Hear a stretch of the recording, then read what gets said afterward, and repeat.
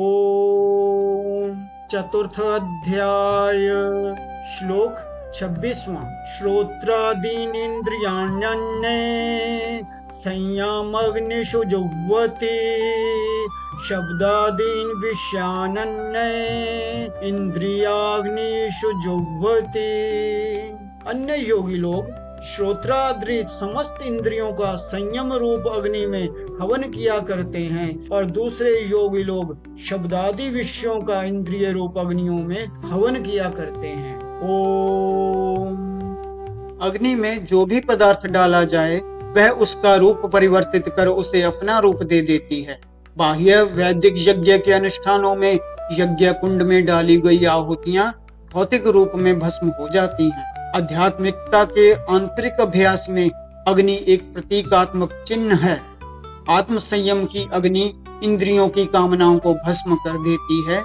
इस श्लोक में श्री कृष्ण आत्मिक उत्थान की दो विरोधी पद्धतियों के बीच के अंतर को स्पष्ट कर रहे हैं।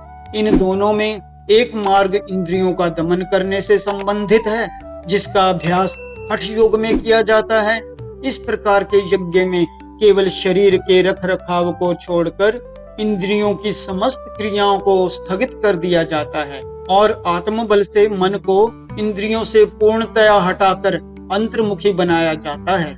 इसके विपरीत भक्ति योग का अभ्यास है।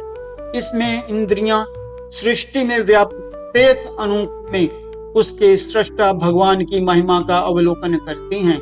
इंद्रियां लौकिक सुखों का साधन नहीं बनती, अपितु इसके विपरीत वे परिष्कृत होकर सभी में भगवान की अनुभूति करती हैं। यहाँ संयम रूप अग्नियों में इंद्रियों की आहुति देने को यज्ञ कहा गया है। तात्पर्य यह है कि एकांत काल में श्रोत्र, त्वचा, नेत्र, रसना और घ्राण ये पांचों इंद्रियां अपने अपने विषयों अर्थात शब्द, स्पर्श, रूप, रस और गंध की ओर बिल्कुल प्रवृत्त ना हों। इंद्रियां संयम रूप ही बन जाएं।